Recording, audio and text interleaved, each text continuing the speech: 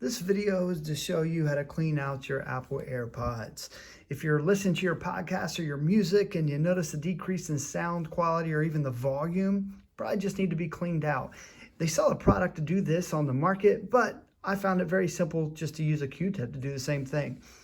To start, you're going to take your AirPod and you'll notice there's a couple places on it that can get built up. This screen right here, this screen right here, and every now and then this screen up here, but this one stays pretty clean for the most part.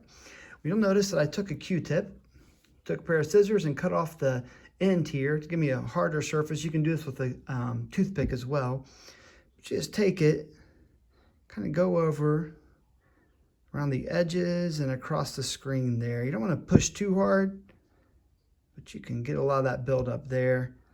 And take the other side and just kind of scoop it, pry it all out of there and get that nice and clean. Do the same thing over here on this screen. Just kind of get in there a little bit, just like that. Same thing. Check that one. This one's clean on this one, but you do the same thing there. Once you do that, you're good to go. Take care of the other one and your music's going to be sounding great. I hope this video was helpful. If it was, give us a thumbs up.